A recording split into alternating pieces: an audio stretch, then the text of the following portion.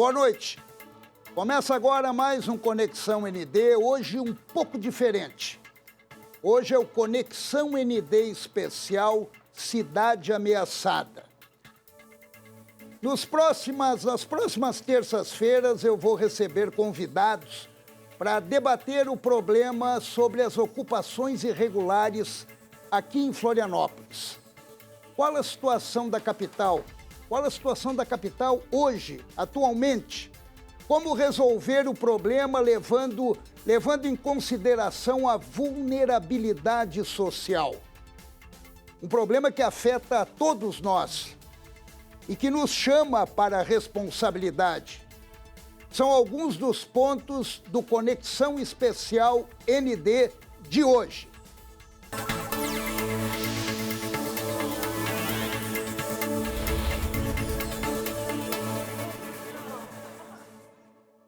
E para este primeiro programa, eu estou recebendo Fábio Braga, secretário municipal do Meio Ambiente, Zena Becker, coordenadora do movimento Floripa Sustentável, e Marcelo Scherer da Silva, subcoordenador do Núcleo de Habitação, Urbanismo e Direito Agrário da Defensoria Pública de Santa Catarina.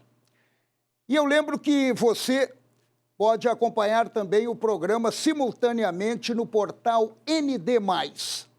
O Conexão ND especial de hoje é digamos que é uma continuidade à discussão de um tema relevante.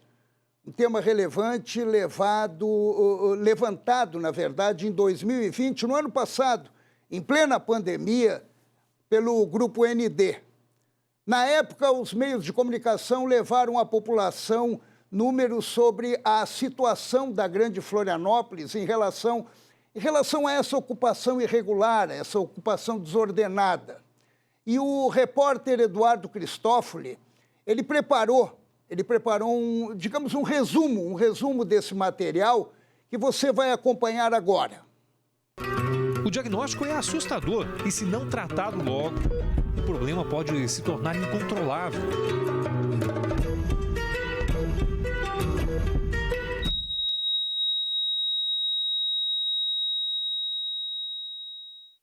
O desafio é enorme para as forças policiais, mas há um problema ainda maior relacionado à saúde pública. Veja a montanha de lixo a céu aberto. O pessoal está tomando o terreno e trazendo de tudo um pouco.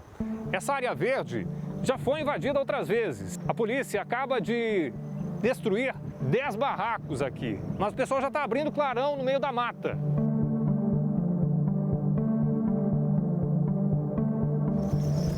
Há um crescimento desordenado, uma área invadida, sem estrutura nenhuma básica, onde a maioria das pessoas são de bem, mas que alguns criminosos aproveitam a fragilidade e da falta de condições básicas de vida para tentar se infiltrar e fazer a prática de alguns crimes como venda de drogas. Tráfico, isso é nas áreas mais nobres também você encontra isso. Quanto a isso, a gente não tem nenhum problema. Eu, pelo menos como líder comunitário, não enfrento nenhum problema quanto a isso. Eles não me incomodam, não incomodo eles, né?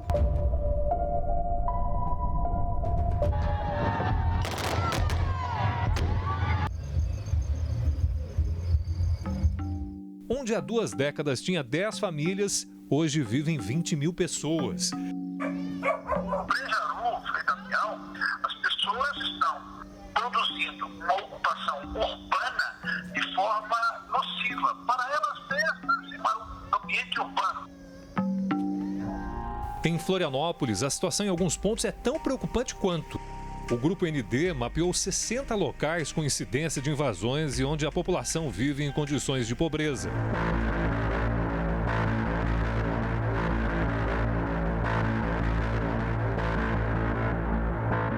De 2010 para cá, o número de ocupações dobrou na capital. Hoje, o IBGE estima que Florianópolis tenha quase 11.500 domicílios erguidos em locais de invasão.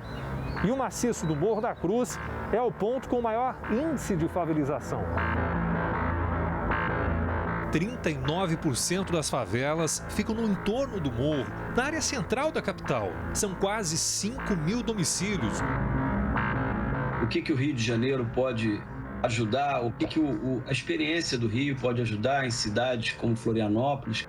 Eu diria que uma das coisas fundamentais é tentar, antes que isso se torne completamente fora do controle, é tentar regular esse mercado de habitação popular, esse mercado informal de habitação popular. É trazer isso para a formalidade, né? Porque o que você tem são empresários ou empreendedores que muitas vezes têm um lucro limpo porque não paga imposto. Construir irregularmente é a regra em alguns bairros de Florianópolis. No Campeche, 72% dos imóveis são irregulares. No Rio Vermelho, chega a 82%. Se nós não tomarmos conta logo, nós vamos chegar a um caos urbano. E tem prédios sendo erguidos por quadrilhas. Hoje, no norte da ilha, nós temos obras que, em 4 meses, são construídos prédios de 3, 4 andares, bancadas por organizações criminosas. De várias áreas, inclusive com dinheiro do tráfico. Assistindo esse vídeo, a gente, num primeiro momento, nem acredita que seja aqui, né? A gente não consegue assimilar que tudo isso que nós acabamos de assistir esteja acontecendo aqui na capital de Santa Catarina, na grande Florianópolis, uma situação extremamente delicada e que requer sim, um debate aprofundado para buscar uma solução.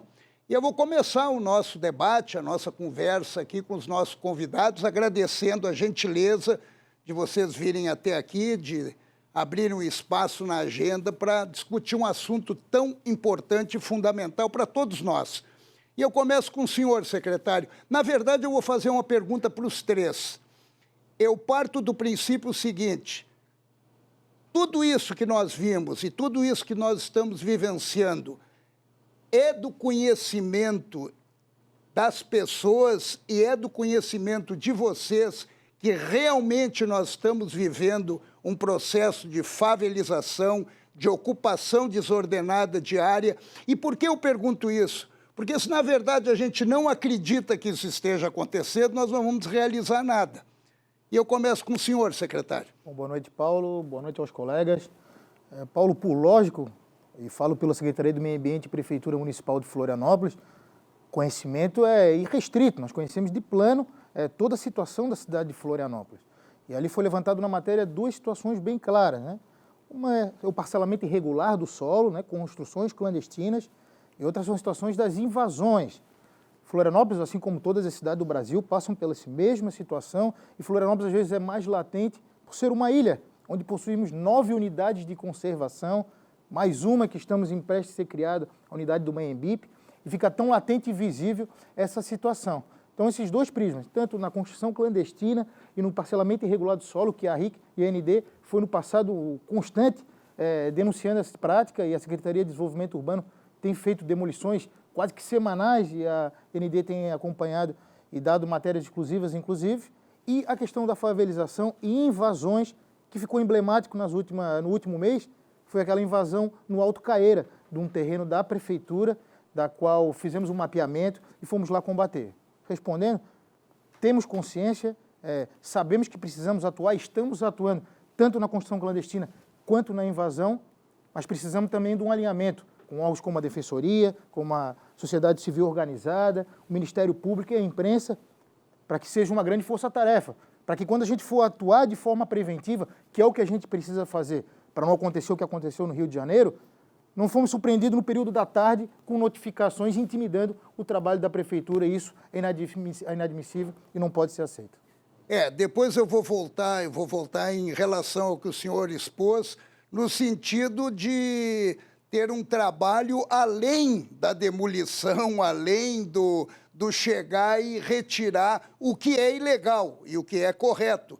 Mas nós temos que avançar, nós não podemos ficar sempre nisso. E eu gostaria de ouvir a senhora também.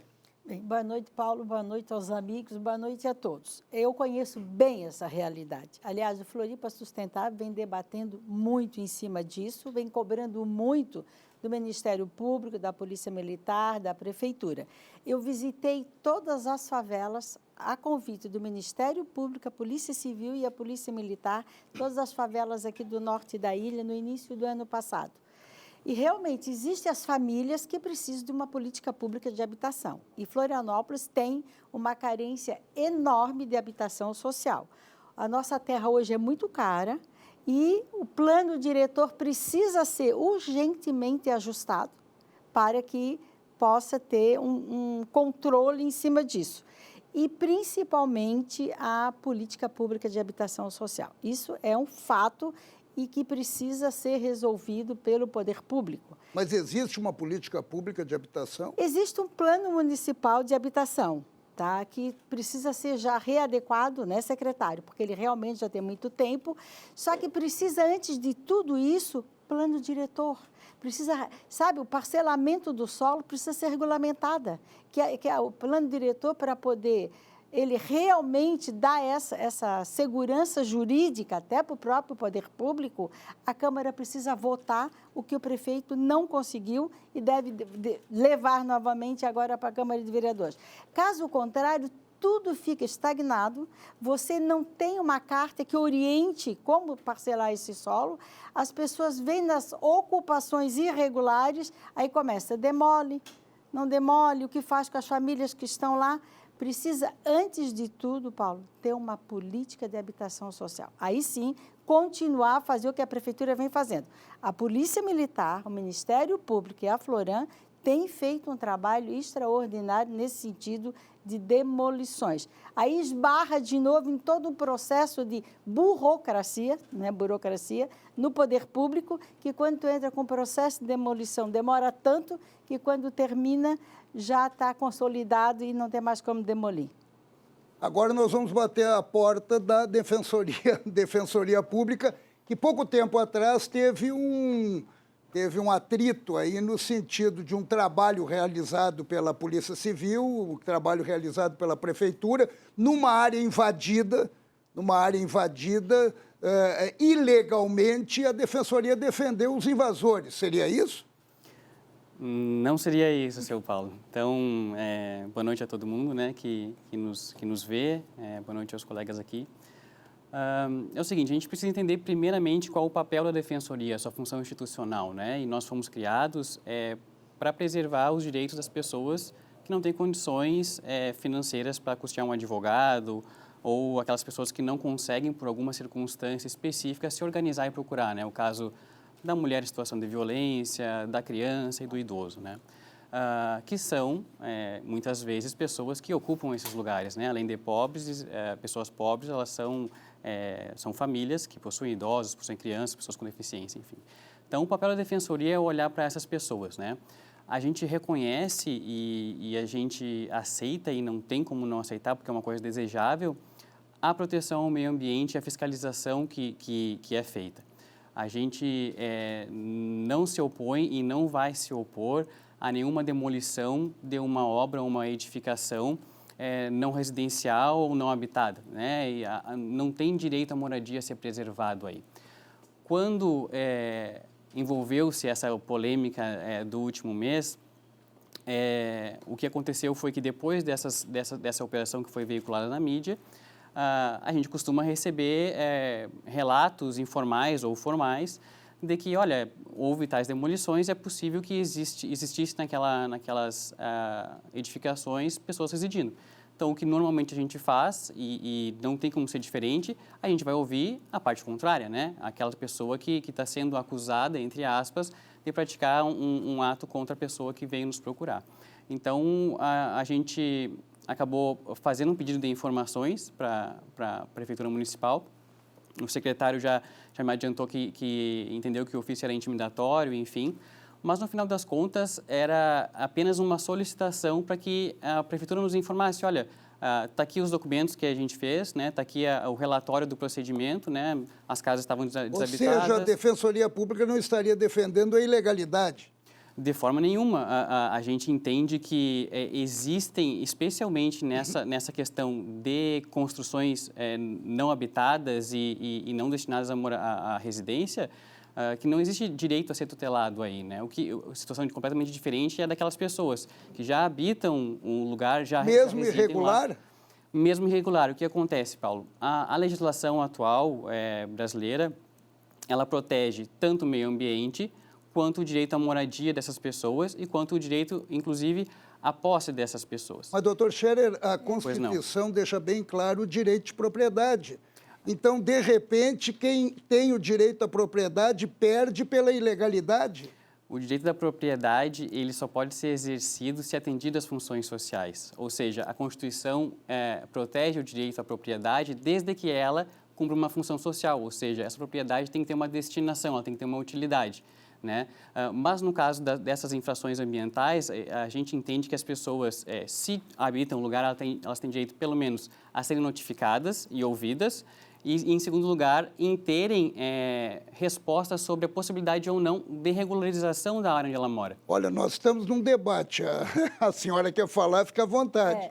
Deixa eu fazer uma pergunta. Por exemplo, tem diversas áreas aqui em Florianópolis que foram definidas no plano diretor, que são as AUEs, que depois, se o proprietário quiser edificar ali, vai ser feita uma nova lei de acordo com a demanda e o projeto.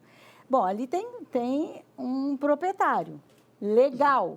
Ele não pode executar ainda porque o plano diretor ainda não está permitindo o que ele quer fazer ali. Okay. E se há invasão, como é que funciona? Então, essa é uma questão que ainda não chegou na defensoria.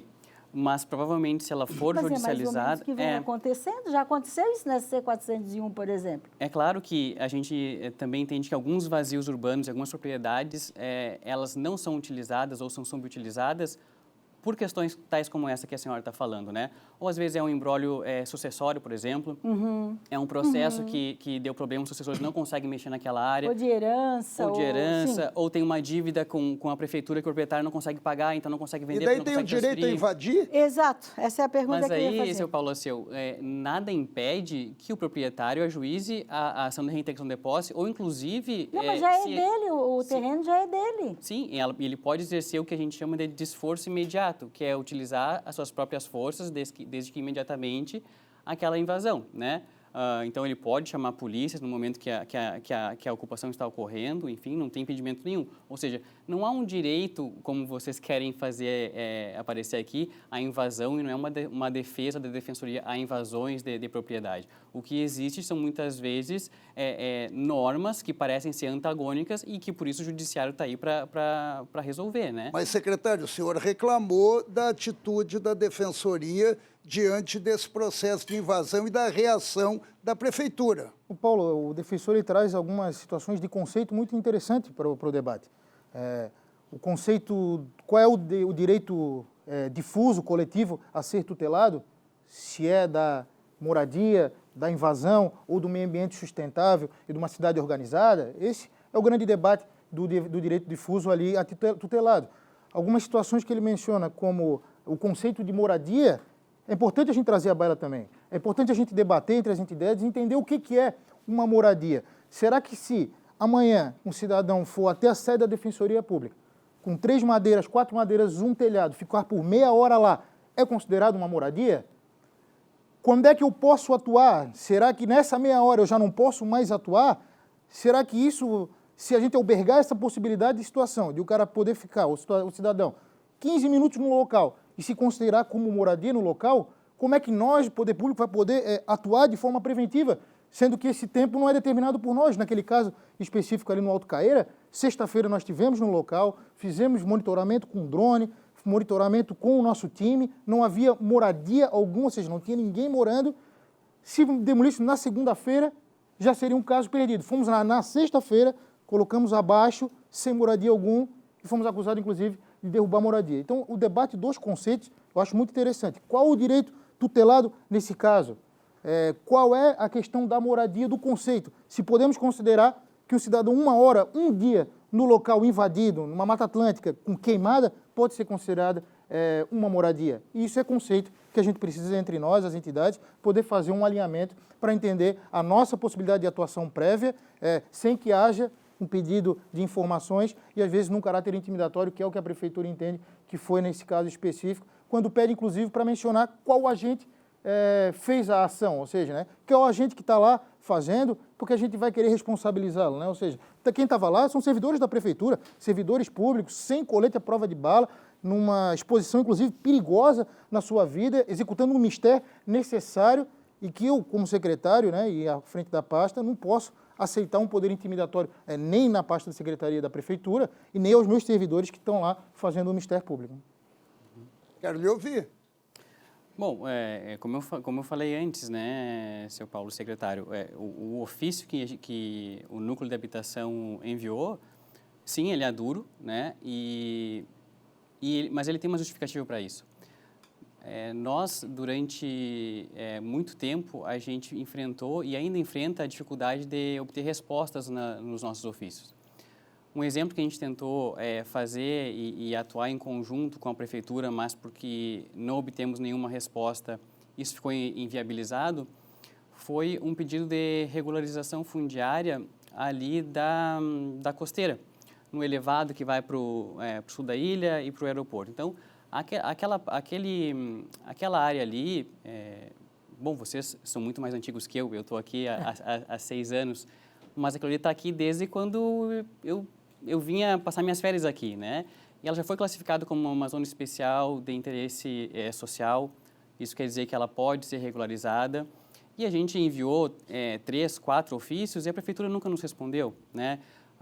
E aí, quando surgiu o núcleo de habitação e houve o destacamento de um defensor exclusivo a trabalhar nessa área, ela se deparou com essa dificuldade. Então, evidentemente que o tom da Defensoria Pública acabou aumentando, né? Então, se acharam um tom intimidatório, enfim, ok, mas o que a gente queria era realmente obter as informações que devem ser públicas, né? No âmbito interno, doutor Scherer, no âmbito interno pode ter havido esse tipo de conflito. Agora, externamente, a sensação que passou é a Defensoria estimulando, de repente, até a ocupação irregular.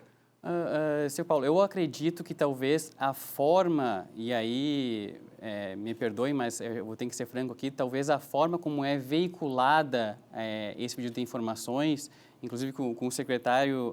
Ela é veiculada com base no pedido. Exatamente. A gente pediu informações sobre o que aconteceu lá naquele local, né? Envie-nos o auto de infração ambiental, o procedimento que embasou essa demolição. E por que a gente pede isso, seu Paulo Seu? Porque num passado não muito distante, em 2017, 2018, e aí surgiu a ação da Defensoria Pública em 2019, uma ação judicial, a Prefeitura fazia os autos da infração ambiental e procedia à demolição de forma imediata, demolições sumárias, né? E se atestava a desocupação da área. Acontece que inúmeras famílias começaram a nos procurar dizendo que haviam deixado a casa por conta da guerra do tráfico, inclusive de facções, e que não conseguiram voltar porque as suas casas estavam demolidas, né? E aí a gente foi procurar e essas pessoas estavam, inclusive, no cadastro habitacional do município com o endereço para participar do programa habitacional, ou seja, a moradia era estável, ela estava ali há muito tempo, 15, 20 anos, isso foi reconhecido pelo município e isso não foi suficiente para impedir a demolição daquelas casas. Então, existe uma deficiência que a gente identificou nos procedimentos de demolição da Prefeitura que nos fez mover a ação para que a Prefeitura, primeiro, instale o procedimento administrativo, notifique o proprietário ou o responsável ou quem mora na residência e depois faça a demolição, né? Isso tem que ser registrado. Inclusive, nesse procedimento específico, se estabeleceu ali o fundamento da demolição, um artigo do decreto que regulamenta as infrações ambientais, e esse artigo é expresso no sentido de que a edificação pode ser demolida desde que não residencial, não habitada e que não envolva risco iminente ou que envolva risco iminente ao meio ambiente. Então, não era nenhuma dessas hipóteses ali. E ela tem que ser cumulativa, entendeu? Então, isso, e aí só para concluir, Paulo Seu, o Poder Judiciário nos deu razão de forma liminar, ou seja, hoje existe uma decisão judicial que determina que o município deve notificar as pessoas se haver habitação ali e tomar as cautelas necessárias para que a demolição não seja em casas habitadas. Então, a nossa preocupação ela é justa, porque no passado ela se justificou, né? E é basicamente isso, né? Não, eu queria perguntar até para a dona Zena Becker, que ela vem acompanhando esse processo, não é de hoje, há muito tempo, e nós temos um ruído de legislação também. E daí, de repente, a gente dá um passo para frente e 3 para trás. Exatamente, até porque isso eu ia perguntar para o doutor Scherer. Então, mesmo sendo numa área de preservação permanente, foi a construção irregular, a pessoa não estava no imóvel, a prefeitura ainda não pode demolir. Se a pessoa não estava no imóvel... Como o senhor falou, que as pessoas tinham saído da casa, né? O senhor citou o exemplo agora. Mesmo que ela não esteja. E mesmo que ela estivesse morando, será que a gente tem que aceitar essas pessoas morarem tão mal em casebres, muitas vezes, em favelas? Será que é isso que a gente quer? Será que a defensoria não deveria defender, ou ao contrário, exigir que a prefeitura encaminhasse essas pessoas, né?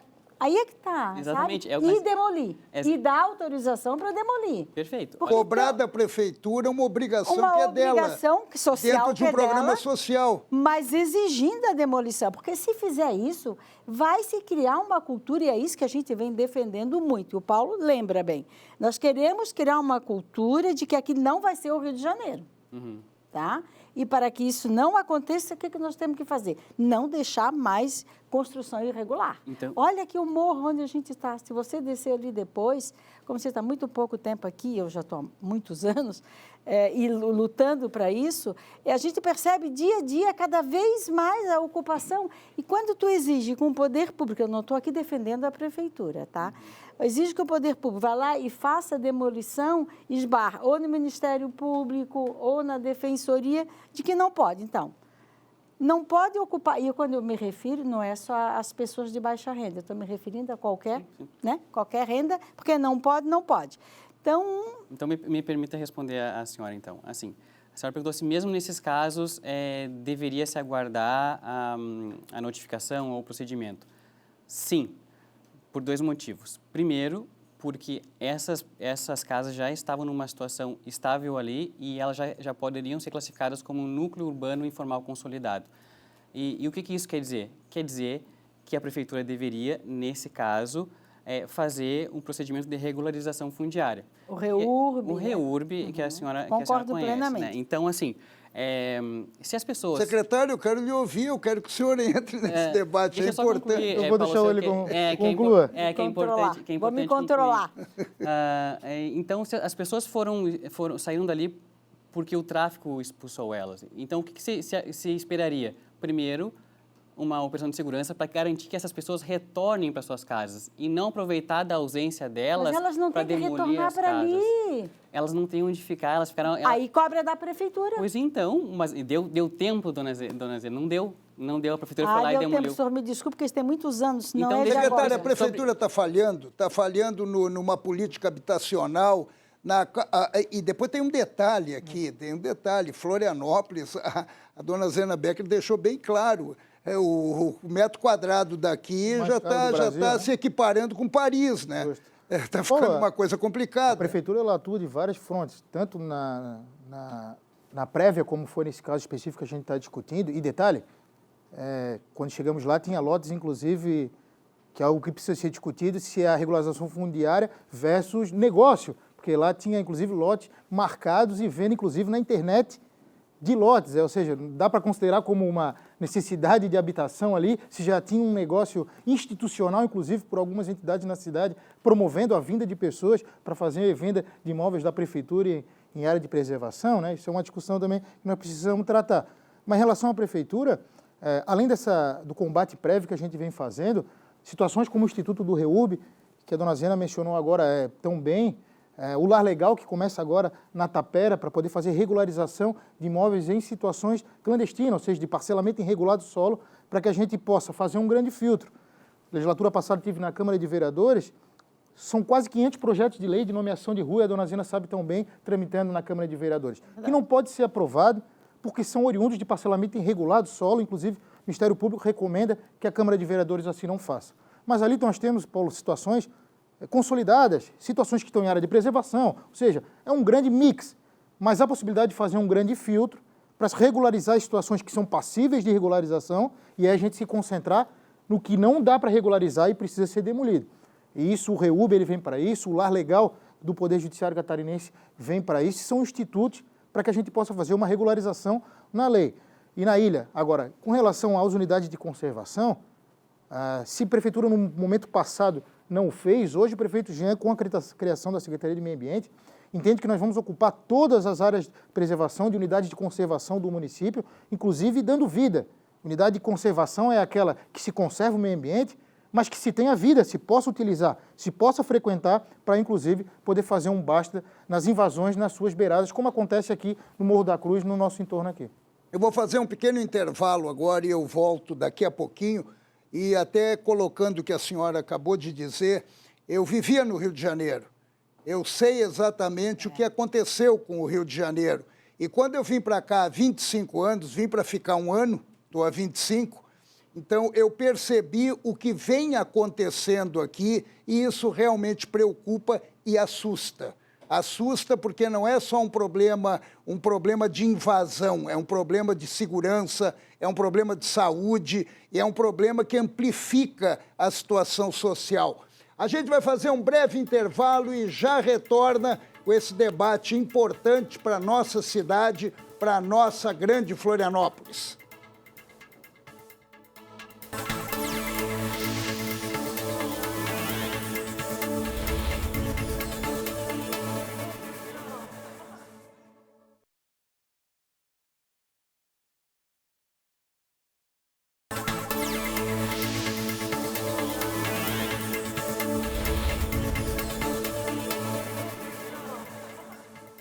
Estamos de volta com Conexão ND Especial, Cidade Ameaçada, recebendo aqui a dona Zena Becker, o secretário Fábio Braga, o doutor Marcelo Scherer, da Defensoria Pública, e nós estamos aqui falando sobre um dos problemas delicados e graves aqui da nossa cidade, da nossa região, que é a habitação irregular, que é a invasão, e tentando buscar uma solução.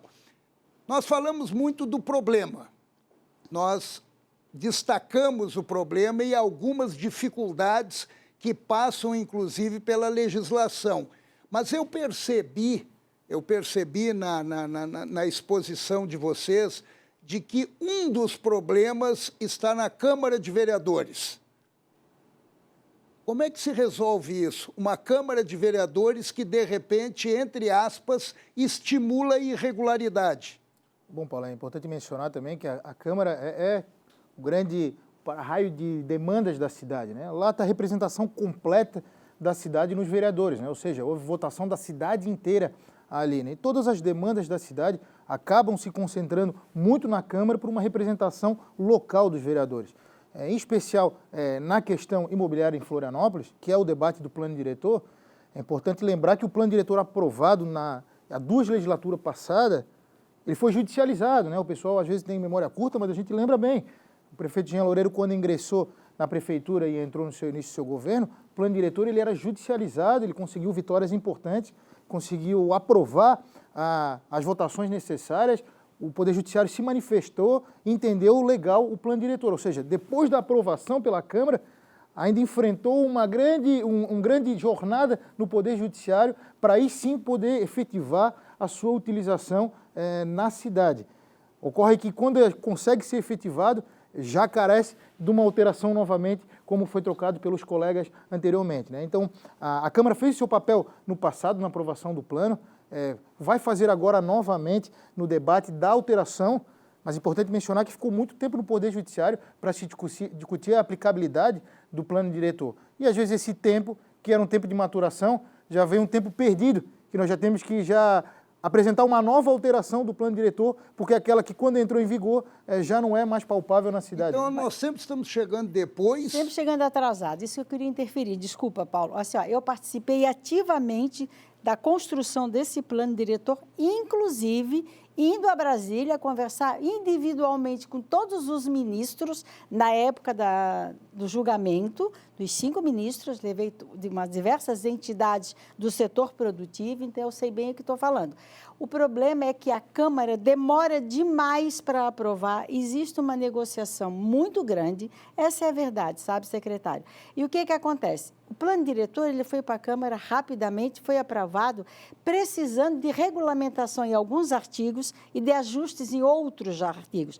Foi bem feito, foi colocado na hora certa, que tem coisa que o prefeito precisa agir, porque se ficar na negociação aquilo não anda nunca, a verdade é essa. Ganhou a ação em Brasília e o plano foi aprovado. O problema é que essa regulamentação é que impacta em todos os processos administrativos, inclusive, gerando insegurança jurídica, não conseguindo fazer grandes aprovações. Você sabe, tem críticas aí na imprensa, inclusive, de número de processos lá aguardando, porque o profissional da prefeitura ele se sente inseguro.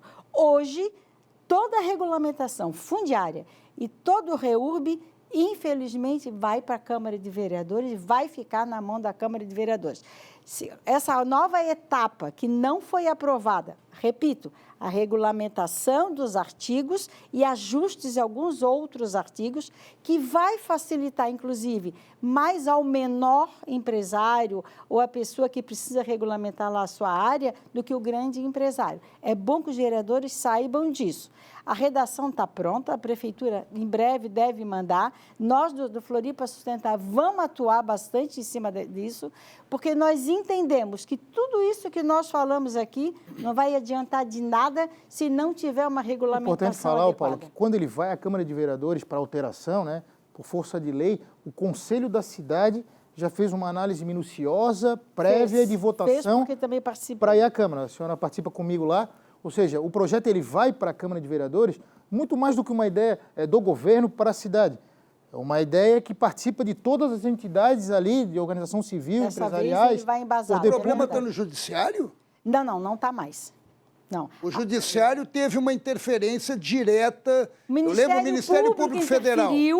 Aí a Prefeitura recorreu e foi para a STF. Tá? Lá é que a gente foi fazer a conversa e dizer, olha, não é o melhor plano diretor, mas o que a gente quer que a cidade ande. E daí foi que a Prefeitura teve a vitória e levou para a Câmara. Eu desconheço esse imbróglio jurídico que aconteceu com o plano diretor, mas eu também não acredito esse protagonismo do Legislativo como a origem ou a dificuldade dos problemas. Qual é o protagonismo? Onde é que está o protagonismo?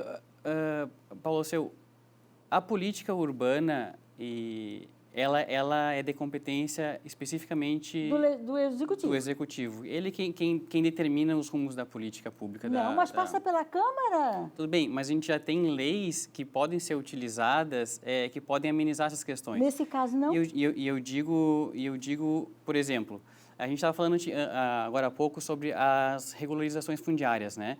Em maio de 2019, o Ministério Público fez um acordo com o município para regular 131 áreas que poderiam ser regularizadas e estavam consolidadas desde 2016.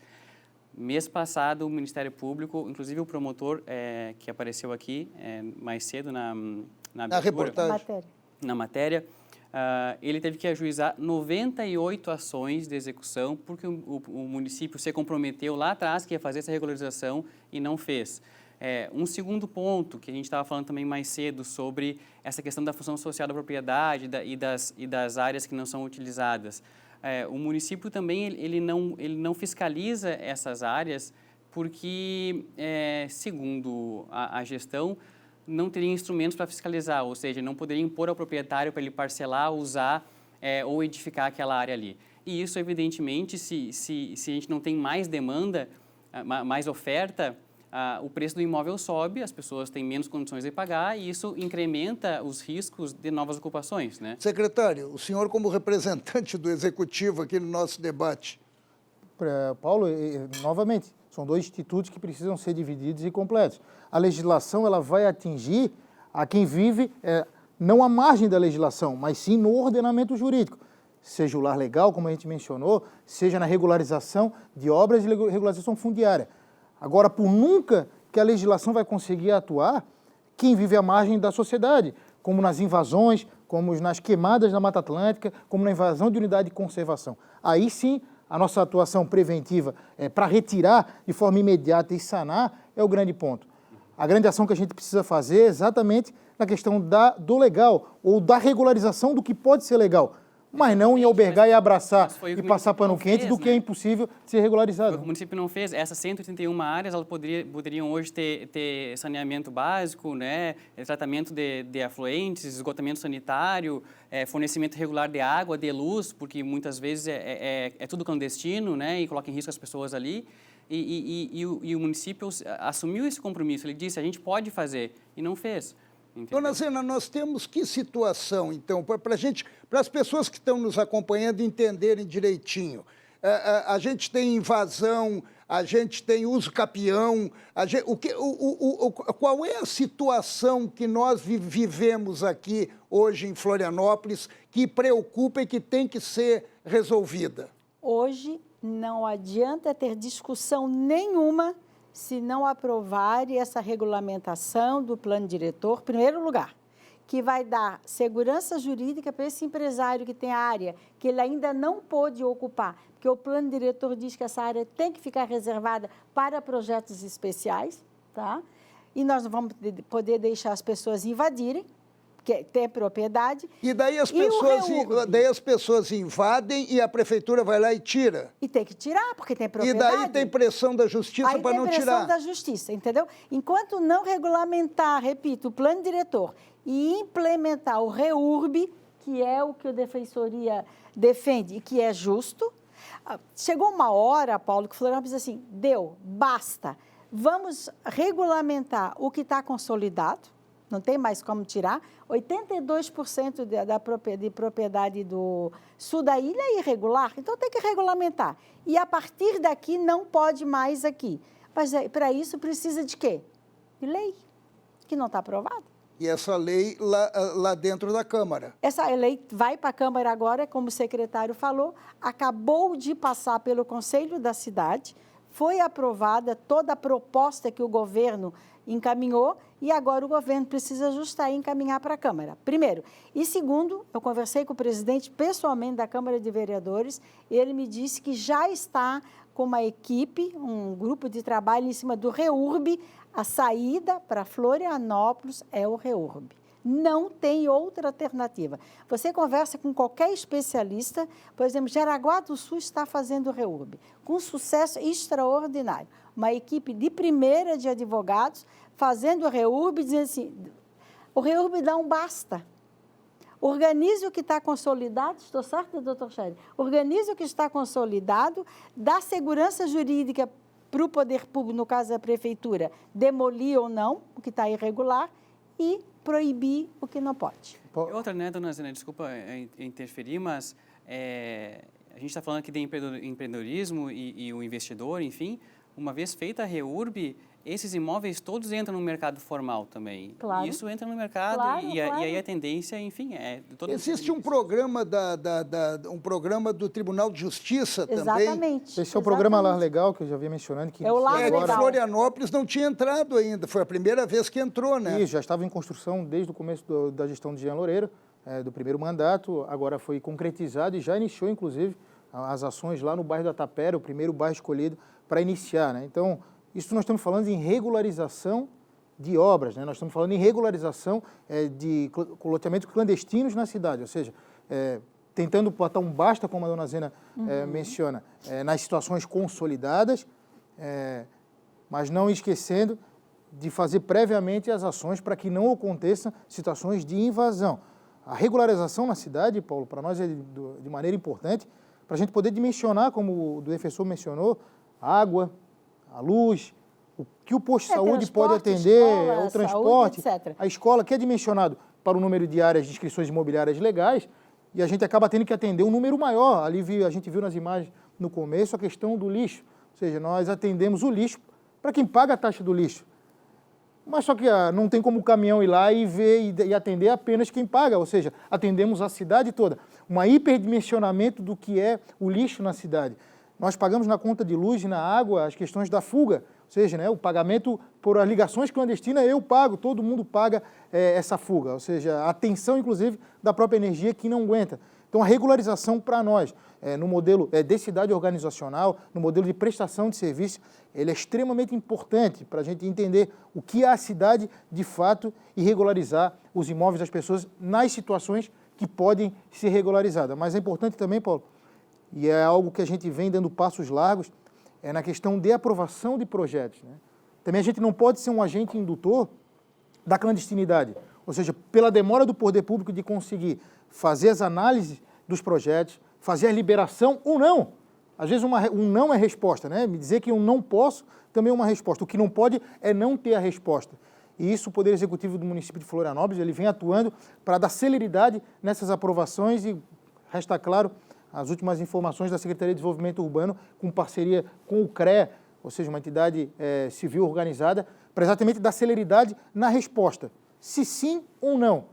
Mas o cidadão precisa de uma resposta para não ir para a clandestinidade, para não ser empurrado para a clandestinidade. Ô Paulo, um problema bem sério também em Florianópolis, agora tirando as culpas aqui da Defensoria e da Prefeitura, é que a gente tem muita ação judicializada do Ministério Público também, sabe? Isso também atrapalha demais em todo um processo de legalização. Determinadas áreas que têm imensos ações civil pública do Ministério Público Federal, também não dá para regulamentar. Por que Florianópolis até hoje não tem a gestão da orla? Porque a nossa orla inteira é judicializada. É judicializada. Nós temos um problema grave. A senhora Zena, e aí, perdão discordar da senhora, mas assim, o Ministério Público é uma instituição séria e consolidada. Se há uma, não estou questionando, mas existem as ações. Se há judicialização, é porque ele identificou algum problema e quer consertar via judicial, porque ele não conseguiu fazer isso extrajudicialmente. Talvez até oriundo por falta de um plano diretor que levou 12 anos em discussão. E eu falo isso, mas os maiores embates que a Defensoria tem, processualmente falando, não é nem com o município, é com o Ministério Público. Então, a gente entende a questão da judicialização do Ministério Público e respeita isso muito, mas realmente eu não posso aceitar que judicializar uma questão seja um problema, até porque o Poder Judiciário pode negar a liminar, por exemplo, né? Não fica empacada a coisa. Se o Ministério Público não tiver razão, não vai ter razão. É um vespeiro. Mas a cidade de Florianópolis, Paulo, ela é uma cidade cosmopolita, né? Tu complexa. Vieste de outro local, o defensor veio de outro local, escolheu, ou seja, a gente tem gente de todo lugar do mundo na cidade. É uma capital onde tem todos os órgãos estão aqui. Então, a judicialização das leis aprovadas na Câmara, ela acontece muito mais do que acontece em outros municípios menores, ou até maiores, mas não com tanta concentração. Então, eu fui presidente da Câmara na gestão passada e começou a ser comum a judicialização ou o debate judicial das leis aprovadas na Câmara, não por uma irregularidade, né? Mas assim para levar talvez pela proximidade ou para uma terceira instância, ou uma terceira instância de debate, ou seja, já discutiu na sociedade civil, já discutiu na Câmara, que é a grande representante da cidade, né? Ou seja, tem todos os poderes representando ali, todas as pessoas ali, e às vezes ainda se busca uma terceira via de debate no Poder Judiciário, e por vezes, como foi o plano diretor, ele foi negado na íntegra o pedido que foi pedido, só que a cidade perdeu anos numa discussão inócua judicial, que só levou o atraso do tempo na cidade. Isso foi muito grave para a cidade. Lamentavelmente, nós estamos terminando, mas ainda tem um tempo suficiente que eu quero ouvir cada um de vocês com a seguinte pergunta. Eu vou começar com o senhor, doutor Marcelo. A defesa fala por último, Paulo. Não, mas a defesa também tem o direito de falar no início. Tem solução? Difícil, Paulo, a médio e curto prazo não tem, né? A gente tem que ser bem sincero e bem realistas em relação a isso, né? A gente vive, como foi falado aqui mais cedo, numa cidade que tem o segundo metro quadrado mais caro entre as capitais brasileiras, né? Há um processo bastante grande de atração de pessoas de Florianópolis para Florianópolis, né? É um polo tecnológico, é um polo turístico, as pessoas vêm procurando melhor qualidade de vida. Então, as pessoas vão vir para cá e vão precisar de uma política urbana que lhes proveja condições de habitar, né? E porque as pessoas que moram em habitações irregulares, elas podem ser a nossa diarista, a pessoa que enfim, está nos ajudando ali, e elas fazem parte da sociedade e da população de Florianópolis, né? Então, assim, eu acho que a gente tem que partir para soluções que vejam além da mera fiscalização ambiental e das demolições. A gente tem que atuar de forma mais ampla para que, primeiro, se evite aumentar ainda mais os preços da cidade, né? A gente já falou aqui sobre a questão da não fiscalização, a gente tem também a questão das outorgas que não são revertidas para a habitação de interesse social, enfim. Então, existe para onde ir, Paulo Alceu, e a gente, quando faz a atuação da Defensoria, quando a Defensoria Pública atua nos processos, a gente quer trazer esse debate, né? Olha, tem que regularizar primeiro, tem que ver alternativas para essas pessoas, o município também tem que fiscalizar e multar quem não está utilizando a propriedade, fazer essa arrecadação, enfim, e assim olhar de uma forma mais global para que a gente consiga avançar da melhor forma possível, respeitando o meio ambiente e respeitando o direito daquelas pessoas mais pobres, né? Eu te agradeço. Agora eu gostaria de ouvir o secretário. Existe uma solução para esse problema que começa a criar outros problemas? Paulo, se não existisse, eu não estaria na vida pública como um florianopolitano, né? Se não acreditando na cidade e deixando a vida privada para participar da vida pública exatamente pelo legado. E acredito que ações como regularizações, como a gente está fazendo fundiária na cidade, seja pelo Lar Legal, seja pelo REURB, ou por alterações da lei na Câmara de Vereadores para dar celeridade na aprovação ou não de projetos, ou seja, para dar resposta à sociedade. O encaminhamento de combate à construção clandestina em invasões, como a gente vem fazendo de forma diuturna aqui em Florianópolis. A ocupação pelo nosso Poder Público Municipal e a Secretaria do Meio Ambiente das nossas unidades de conservação e dar vida a elas para que elas não sejam alvo de futura invasão. Penso que esse é o caminho que a gente vem percorrendo. Precisa, sim, de uma união de esforços, e aí estendo aqui a mão à Defensoria para que nos caminhe junto, para e passo com a Prefeitura, assim como o Ministério Público já vem fazendo semanalmente com reuniões com a Prefeitura, sendo um parceiro de primeira horíssima na defesa da cidade, mas, sobretudo, para que a gente tenha, no futuro, um ambiente saudável para nós que somos daqui ou quem escolheu morar aqui, tenha numa cidade mais tranquila e continuemos sendo a melhor cidade do Brasil para se viver. E eu deixei por último quem sempre está na frente, as mulheres.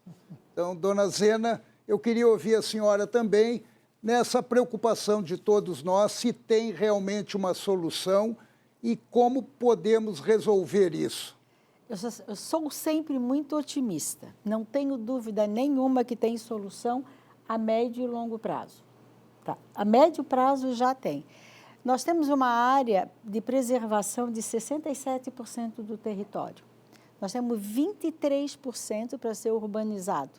Está na hora, repito, e você, secretário, foi muito feliz quando colocou. Regulamentação do plano diretor, a Câmara precisa se acordar e aprovar urgentemente. REURB, não tem outra alternativa. E o REURB pode ser feito imediatamente. Temos problemas com o Ministério Público, de ações judiciais? Temos. Mas também dá para fazer acordo e a gente percebe que o Ministério Público hoje está mais aberto, tá? Tem saída logo, e eu tenho esperança que o prefeito atual e vocês, o secretário, tanto da SMDU como você do Meio Ambiente, tem boa vontade. O Floripa Sustentável tem atuado muito e colaborando demais e se coloca mais uma vez à disposição para que a gente faça a REURB e a aprovação da regulamentação do plano diretor. E eu gostaria muito de agradecer a presença de vocês, foi enriquecedor esse nosso primeiro programa.